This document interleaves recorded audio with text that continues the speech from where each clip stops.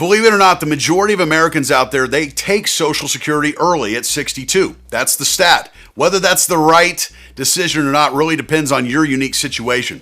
But what I want to talk to you about today is how working past 62 can greatly impact your Social Security benefit for the negative and the positive. Keep it right here.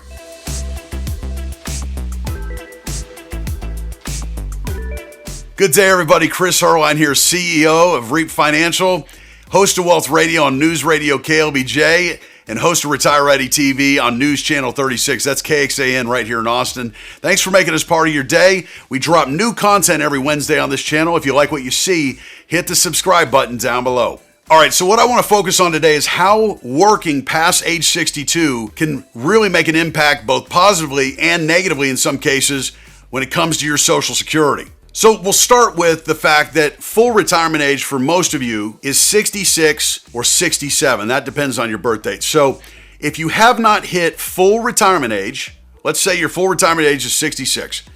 If you take it at 62, you're going to have a reduction. It's a big haircut, 25% reduction.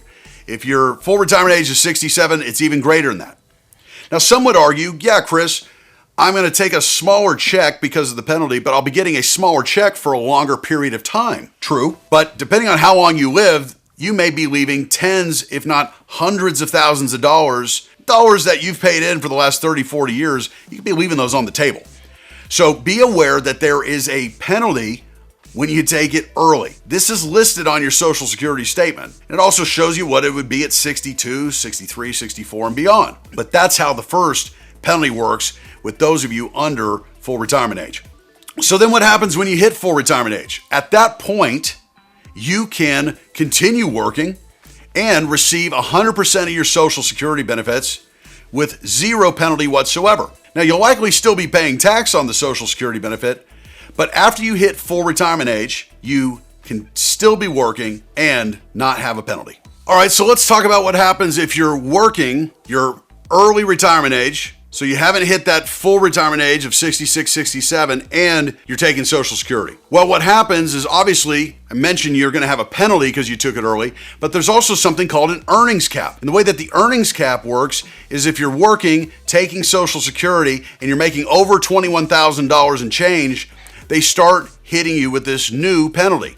They take $1 for every $2 you make over the $21,000 and change. So what happens is your Social Security benefits just being whittled down, and in a lot of cases, whittled down to nothing. Now, the thing about an earnings cap penalty is it is a penalty while you're still working, but once you stop working, you'll actually get that money back incrementally year to year over your retirement. So it's not like they're going to keep it, but they withhold it in this earnings cap situation. And they're trying to really discourage you from taking Social Security while you're still earning a decent wage. So be aware of the earnings cap. Two things happen. If you are over the earnings cap, what they'll do is they'll make you pay back everything you received from the year prior, because they don't know that you're making over the $21,000 until you file your tax return the following year. That's a hard check to write, but be aware, in that way you can avoid that. Now, when you look at your Social Security statement, keep in mind, keep this in mind, the majority of you are going to have to pay taxes. Up to 85% of your benefit is taxed at your tax bracket.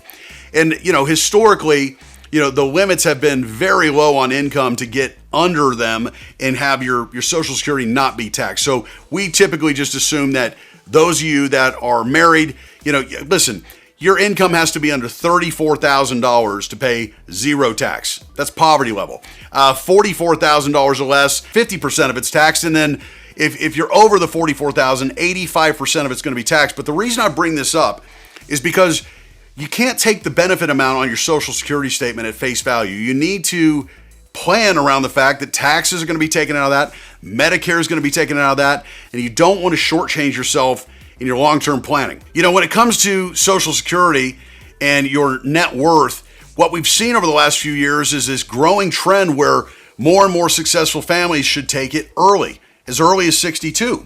There's many reasons for that, but a couple of them are you've got a net worth of a size, got enough saved to retire at 60, 61, 62. The other factor is that if you wait till 70 to take your benefit, Well, a few years later, you turn 73 and you have to start taking a required minimum distribution.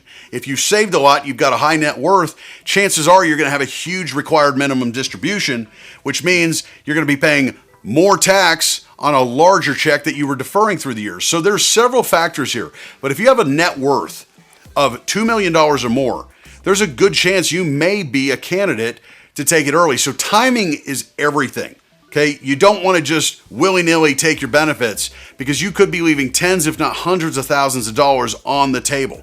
Let us run an analysis for you. We can show you in literally 15 minutes if you're a candidate to take it early or not. We're going to wrap it up today, but here's the thing. I've got a great report for you. It's our updated Social Security Guide decision, and it's at no cost for all of our YouTube viewers. Email me right now, retire@reapfinancial.com.